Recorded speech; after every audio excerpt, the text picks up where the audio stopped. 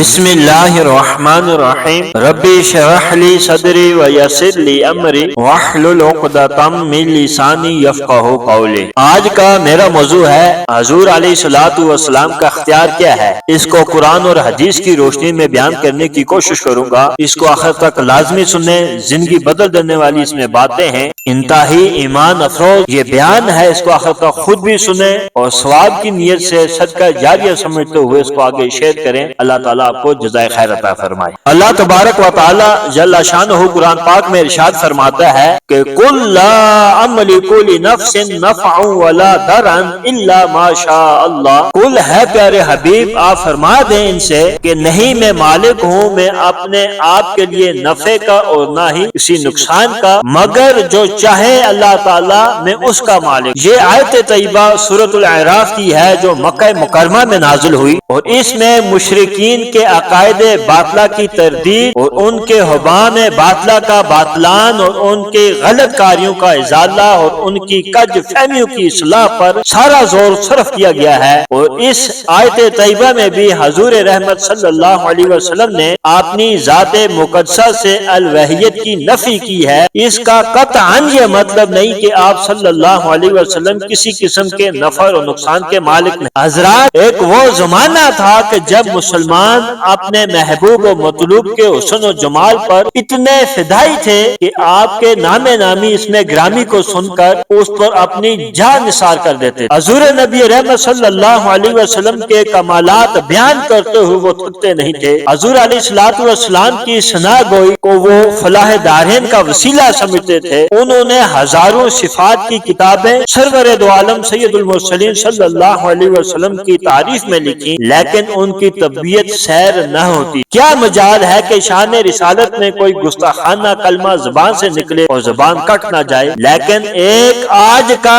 زمانہ ہے کہ آج کے نام نہاد مسلمان کہ انہیں حضور صلی اللہ علیہ وسلم کی تعریف سے ضد ہے، آپ کے اوصاف و کمالات اور محامد و ثنا بیان کرنے سے جو ہے وہ چڑ ہوتی ہے، غصہ ہوتے ہیں، وہ اپنا علمی کمال اس میں سمجھتے ہیں کہ حضور صلی اللہ علیہ وسلم کی نعوذ باللہ بے علمی ثابت کی جائے۔ حضور صلی اللہ علیہ وسلم کا ذکر کرنے سے لوگوں کو روکتے ہیں تاکہ عوام میں ان کی پذیرائی ہو اور ان کی شہرت کا چرچا ہو، اور ان کی توحید اس وقت تک مکمل ہی نہیں ہوتی جب تک کہ یہ حضور کے کمالات کو گھٹا کر جی نہ بھر۔ اور پھر ان کا دعویٰ یہ ہے کہ ہم ہی سچے مسلمان ہیں اور جو ہم کہہ رہے ہیں وہی حق ہے۔ اللہ حضرت نے کہا تھا کہ شرک ٹھہرے جس میں تعظیم حبیب، برے مذہب پر لعنت کیجیے۔ اس تعصب اور ہٹ دھرمی نے انہیں ایسا آندھا کر دیا ہے کہ انہیں کمالات مصطفی نظر ہی نہیں آتے۔ ان کی عقلیں ایسی آندھی ہو گئی ہے کہ اگر وہ قرآن پڑھتے ہیں، حدیث شریف کا مطالعہ کرتے ہیں اور دیگر کتب علماء سلف کی برگردانی کرتے ہیں تو فقط اس بد نیتی سے کہ اس سے بے عیب ہستی کا کوئی عیب نظر آ جائے۔ ایک بات مشہور ہے کہ ایک مولوی نے رات بھر ایک کتاب کا مطالعہ کیا، صبح ہوئی تو وہ نہایت خوشی سے کہنے لگا الحمدللہ۔ کسی نے پوچھا کیا ہوا تو اس نے جواب دیا کہ مجھے ایک حدیث ملی ہے جس میں لکھا ہے کہ حضور صلی اللہ علیہ وسلم کو فلاں چیز کا علم نہیں تھا۔ لعنت ہے ایسے علم پر اور لعنت ہے ایسے شخص پر اور لعنت ہے ایسی عقلوں پر، ایسے شخصوں پر، ایسے مولویوں پر جن سے حضور نبی علیہ الصلوۃ والسلام کی لا علمی ثابت کی جائے، اور اس پر تف ہے کہ وہ لوگوں کو بہکانے کے لیے قرآن کریم کی تعریف کرنے اور حدیث کے معنی کو غلط بیان کریں، اور وہ ایسا کرنے سے تھکتے بھی نہیں ہیں۔ شاید انہیں معلوم نہیں کہ محبوب کبریا حضور علیہ الصلوۃ والسلام کو یہ کمالات علمی اور عملی، سوری اور معنوی، ظاہری اور باطنی خود ذات خدا نے عطا فرمائے ہیں۔ ان کو گھٹانے سے نہ وہ گھٹتے ہیں اور نہ ہی ان کے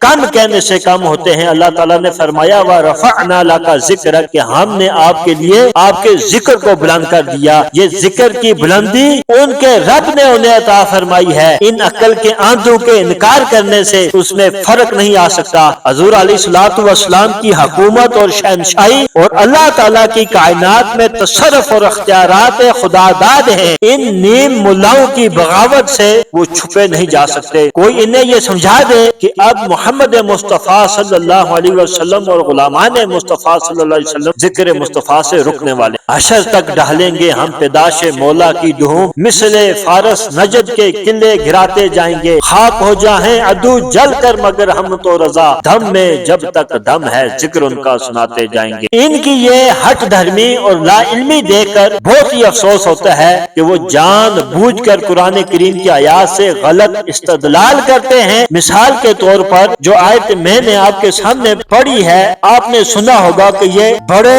جو ہے تکبرانہ انداز میں اور جوش و خروش سے خوش ہو کر اس آیت سے یہ ثابت کرنے کی کوشش کرتے ہیں کہ حضور صلی اللہ علیہ وسلم کو نعوذ باللہ اپنے نفع و نقصان کا بھی اختیار نہیں، تو وہ دوسروں کو کیا نفع پہنچا سکتے ہیں۔ لیکن عقل کے آندھوں سے یہ کہہ دو، ان جاہلوں سے یہ کہہ دو، ان گمراہوں سے یہ کہہ دو، ان جہنمیوں سے یہ کہہ دو کہ خدا کا خوف کرو۔ ساری آیت پڑھ کر دیکھو، کیا تمہیں الا ما شاء اللہ دکھائی نہیں دیتا؟ اس کے معنی سے کیوں تمہاری عقل بے بہرا ہے؟ اگر تمہارے دلوں پر مہر دلالت ثابت نہیں ہو چکی، تمہاری آنکھوں پر غفلت کا پردہ نہیں پڑ چکا، اور اگر تمہارے سینوں میں ذرا بھی نور ایمان ہے، تو آؤ میں تمہیں بتاؤں کہ محمد مصطفیٰ کے رب نے انہیں کیا کیا عطا فرمایا ہے، کیا حکومت و اختیارات دیے ہیں، کیا کیا قوتیں اور شانیں بخشی ہیں، تاکہ تمہیں معلوم ہو کہ اس کے محبوب کی شان کیا ہے۔ لیکن اس کے متعلق کچھ عرض کرنے سے پہلے اس آیت کا مفہوم سمجھنے کی کوشش کریں اور یہ دیکھیں کہ کون رائے راست سے بھٹک گیا ہے۔ جس طرح آغاز میں ذکر کیا گیا،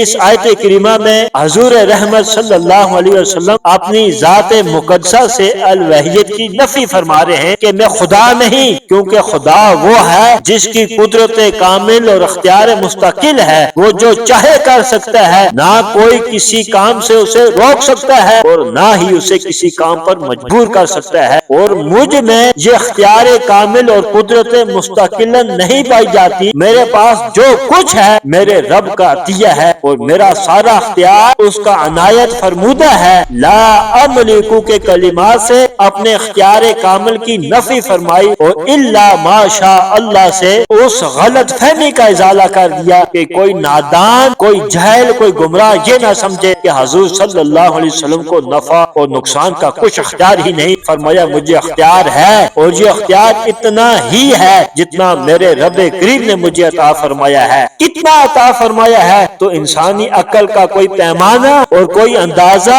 اس کا احاطہ نہیں کر سکتا، کوئی بناوٹی حد قائم نہیں کی جا سکتی۔ اس ایک آیت میں ہی غور فرمائیں کہ وَلَا سَوْفَ يُعْطِيكَ رَبُّكَ فَتَرْضَىٰ، اے حبیب تیرا رب تجھے اتنا دے گا کہ تو راضی ہو جائے گا۔ کیا لطف ہے! حضور صلی اللہ علیہ وسلم نے اپنی ساری توانائیوں اور قوتوں سے برات کرتے ہوئے ہر بار اپنے خالق و مالک کی مرضی اور مشیت کے سپرد کر دی، اور اس بندہ نواز نے اپنی مشیت کو اپنے بندے کی رضا اور خوشنودی پر منحصر کر دیا۔ بتا دیا تجھے دینے والا میں ہوں، خود تمہیں دوں گا اور اتنا دوں گا جتنا تو چاہے گا۔ اب اس عالی ظرف آقا کی وسعت ظرف کو دیکھیں کہ جب وَلَا سَوْفَ يُعْطِيكَ رَبُّكَ فَتَرْضَىٰ کا خوشخبری سنائی گئی، مسئلہ پہنچا تو عرض کی ہے کریم میں تو اس وقت تک راضی نہیں ہوں گا جب تک میری امت کا آخری فرد بھی جنت میں نہ پہنچ جائے۔ انصاف کرو، کیا آتش جہنم سے بچا لینا یہ نقصان کو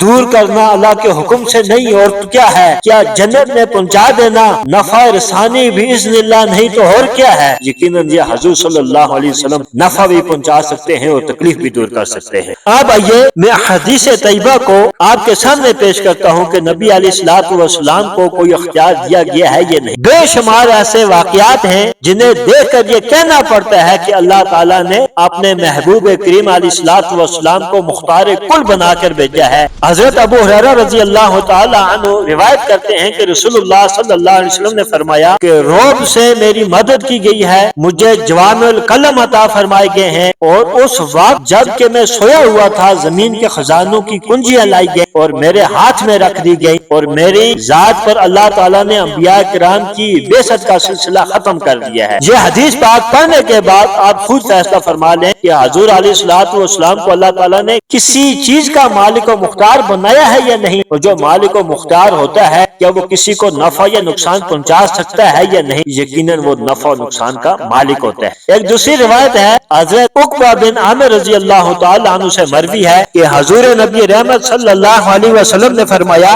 اے میرے امتیوں، میں تمہارا پیش رہا ہوں اور میں تم پر گواہی دینے والا ہوں، اور میں باخدا یہاں بیٹھے ہوئے اپنے حوض کو کوثر کو دیکھ رہا ہوں، اور بے شک زمین کے خزانوں کی کنجیاں مجھے عطا فرما دی گئی ہیں، اور مجھے خدا کی قسم اس بات کا ذرا برابر بھی اندیشہ نہیں کہ تم میرے بعد شرک کرنے لگو گے، البتہ مجھے یہ خوف ہے کہ تم دنیا کی دولت کو اور سامان عشت کو جمع کرنے میں ایک دوسرے سے آگے بڑھنے کی کوشش کرنے لگو گے۔ تو اس حدیث پاک سے متعدد امور واضح کر دیے گئے کہ حضور علیہ السلام نے فرمایا میں تمہارا پیش رو ہوں، یعنی عربی میں فرد پیش رو اس کو کہتے ہیں جو اپنے کارواں سے پہلے اگلی منزل پر پہنچ جاتا ہے، وہاں جا کر ان کے لیے طعام و قیام کا انتظام کرتا ہے، ان کے جانوروں کے لیے چارے کا بندوبست کرتا ہے۔ سرکار دو عالم صلی اللہ علیہ وسلم یہاں اپنے آپ کو کہہ رہے ہیں کہ میں اپنے غلاموں کے لیے آرام کا بندوبست کروں گا، کیا یہ نفع و نقصان ہے؟ یہ نہیں ہے۔ پھر فرمایا کہ میں تمہارے ایمان اور اعمال صالحہ پر بارگاہ رب العزت میں گواہی دوں گا، اور یہاں اپنے چشم مازاغا کی قوت بنائی کا ذکر بھی فرما دیا کہ مسجد نبی میں منبر پر بیٹھے ہوئے کروڑوں میل دور حوض